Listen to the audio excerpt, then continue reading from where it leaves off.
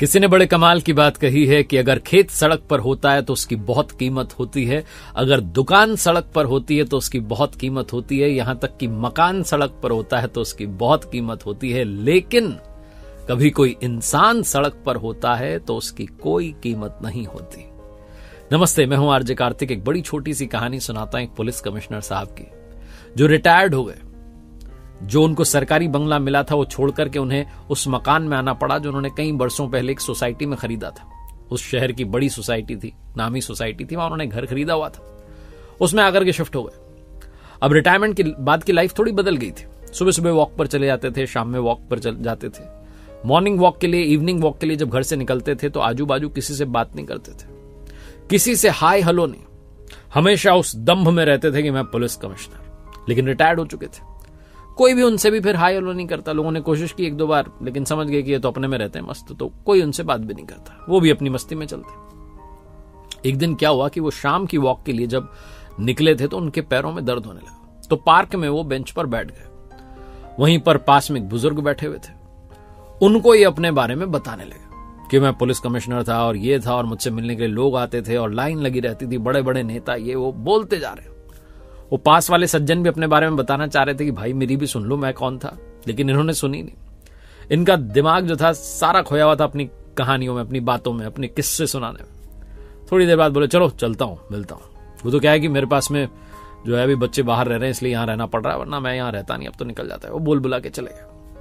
अब उनका रोज का ये रूटीन हो गया। वो शाम में आते, अपने किस्से सुनाते, अपनी बातें बताते, कभी पूछने की कोशिश नहीं की कि पास वाले भाई साहब जो हैं वो कौन हैं, क्या हैं, उनके बारे में कोई बात नहीं, अपनी अपनी सुनाना और चले जाना।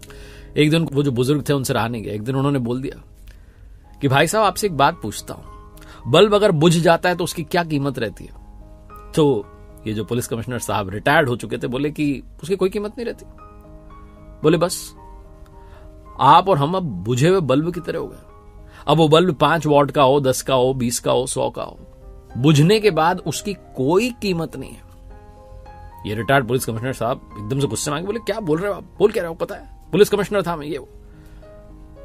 तो वो सज्जन बोले कि भाई साहब मैं भी इसी राज्य का, एक जिले का नाम लिया उन्होंने, कि उस कॉन्स्टिट्यूएंसी से 2 बार सांसद रह चुका हूं। कमिश्नर साहब जो है एकदम से चौंक गए। बोले अच्छा।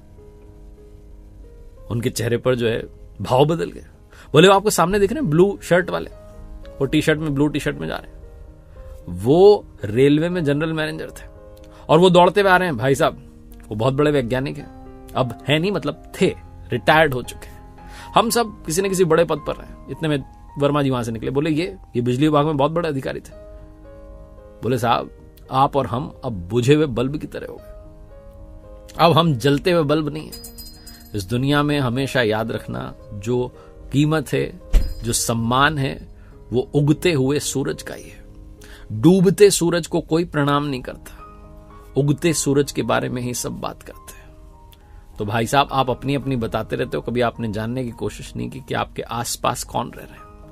आप हमेशा अपना ही अपना बताते रहते हो। आप बता रहे थे ना कि आपसे मिलने के लिए लोग आते थे, अब कोई आता है क्या? पुलिस कमिश्नर साहब बोले नहीं, अब तो कोई नहीं आता। उन सज्जन ने कहा बस यही जिंदगी है, समय का ही सम्मान हो रहा होता है। छोटी सी कहानी ये सिखाती है कि लाइफ में चाहे जितने मेडल जीत लो, जितने सर्टिफिकेट जीत लो, अंत में एक प्रमाण पत्र मिल जाता है, वो है मृत्यु प्रमाण पत्र, और सबको मिलेगा। इसलिए इससे पहले कि मृत्यु प्रमाण पत्र मिल जाए, अपने जीवन को सुधारना, अपने अंदर बदलाव लाना शुरू कीजिए। छोटी सी कहानी यही सिखाती है। एक बार फिर से वही बात जो अक्सर कहता हूं, ऊपर वाले के आशीर्वाद के साथ, अपनों के प्यार के साथ और अपनी मेहनत के साथ कर दिखाओ कुछ ऐसा कि दुनिया करना चाहे आपके जैसा। मेरी नई किताब को प्यार देने के लिए बहुत बहुत धन्यवाद, और साथ ही मेरी वेबसाइट rjkartik.in, जहां कुछ कोर्सेज हैं, उम्मीद है आपके काम आएंगे।